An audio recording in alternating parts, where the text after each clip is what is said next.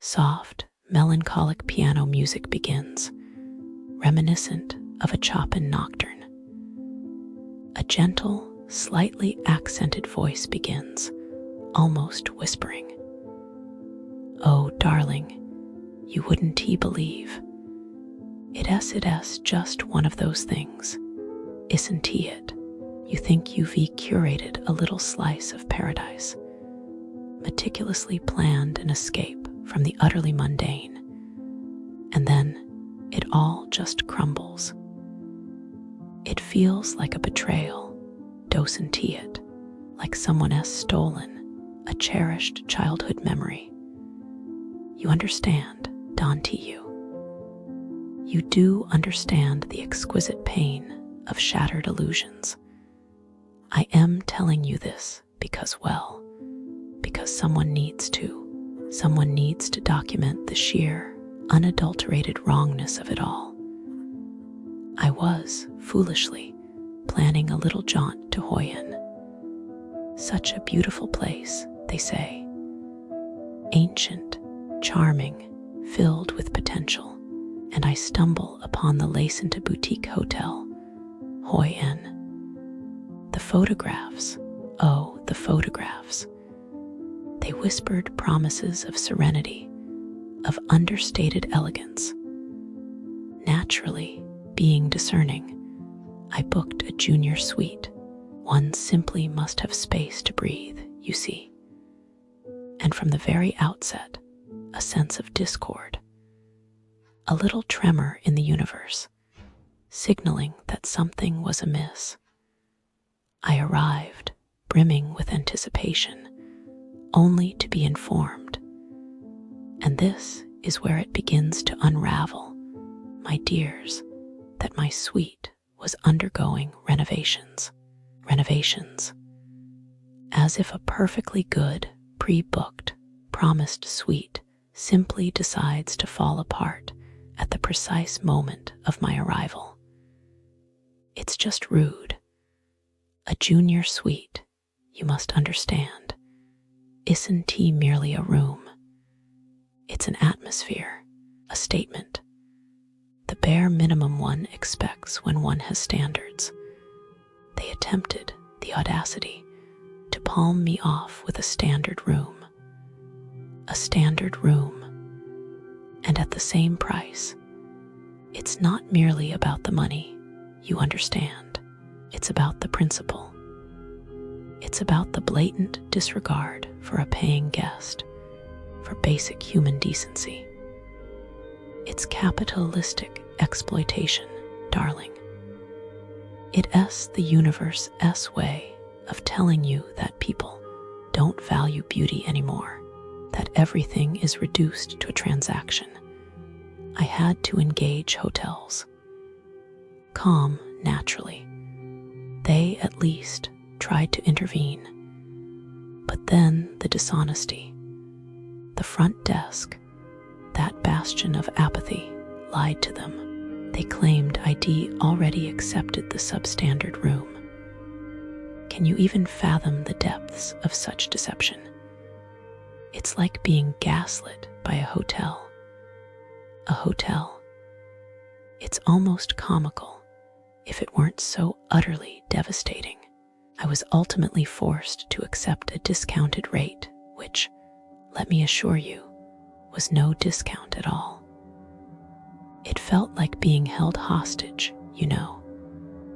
Trapped in a gilded cage of polite, but utterly relentless indifference. Over 1 million dong.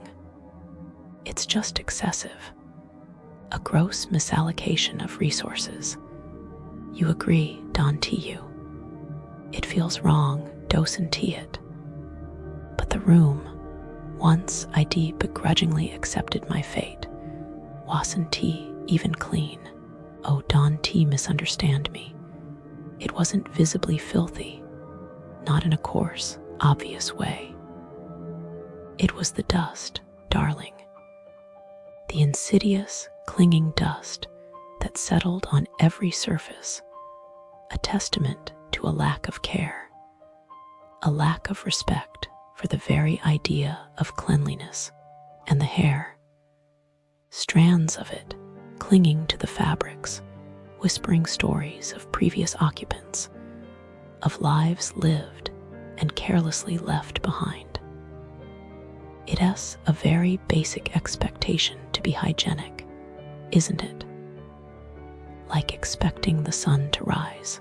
It is not about being fussy. It's about basic human dignity. And the breakfast.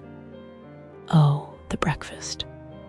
A desolate landscape of culinary despair. A buffet that resembled a forgotten corner of a school cafeteria. There was barely anything, just a few forlorn leaves of lettuce, a scattering of unidentifiable fruit, a pervasive sense of culinary emptiness. I've never experienced such a dearth of nourishment in my life. It is not merely about the lack of variety. The businesses surrounding the Lasenta Boutique Hotel, Hoi An, they are what dreams are made of. It feels disheartening, honestly. A cloud of disappointment seems to hang over every storefront, every cafe, every attempt at a good time. It's not a vibrant, welcoming scene, it's more like a collection of opportunities for frustration, inflated prices, and a general sense of being taken advantage of. Let's delve into what makes this area so unsettling and what travelers need to brace themselves for. It's a pattern you see, a subtle but pervasive feeling that these establishments are designed to extract as much money as possible, with little regard for quality or genuine hospitality. It's as if the charm of Hoi An itself has been diluted, replaced by a calculated pursuit of the tourist dollar. It chills me, really, the sheer calculated nature of it all. Let's start with places aiming for a more upscale experience. Venues like Vincom Plaza, for instance. They seem to operate on the principle that if you're a tourist, you're automatically flush with cash and have no idea what a reasonable price is. People consistently report being charged exorbitant amounts, 4 to 5 times the local rate for something as simple as cow L letter 1EA7U, a local noodle dish. And not even good cow L letter 1EA7U, mind you. One person described it as the worst they had in Hoi An. It's infuriating. A bitter avocado smoothie to accompany this culinary disappointment, the indignity. But the price gouging is only the beginning. It's the attitude. Several reviewers mention unbelievably rude responses from the management when they dared to question the bill or the quality of the food. One visitor was met with dismissive indifference when complaining about awful fried fish. A curt "that sucks" was all they received. Honestly, it feels like they're actively trying to alienate customers. An organization responding with hostility, it's an unsettling sign, isn't it? It suggests a deeper problem, a complete disregard for customer satisfaction. They're not offering an experience, they're issuing a challenge. And the fact that escalators are frequently broken for weeks at a time, it's not just inconvenient, it's symbolic of a general state of neglect. Staff rudely kicking people out of restrooms while cleaning, unacceptable. Pushy taxi drivers harassing guests, it's a relentless assault on basic decency. Moving on to places offering relaxation, one would hope for tranquility, for a moment of respite, but even that feels compromised. Pandana Spa Hoi An, for example, seems to be a hotbed of unpleasant surprises. Multiple accounts detail severe burns from hot stones during massages. It's not a soothing, therapeutic experience, it's a potential trip to the hospital. Imagine going for a relaxing spa day and ending up with painful blisters. Some report the massages themselves are simply ineffective, nothing more than a superficial rubbing. There's a lack of skill, a carelessness. And the reports of rudeness, of staff neglecting basic hygiene, it's deeply concerning. One woman said her fingernails were repeatedly struck during the massage, and staff were dismissive of her discomfort. It's not pampering, it's practically assault. The complaints about booking difficulties and feeling discriminated against, a separate level of service for locals versus tourists, is deeply unsettling.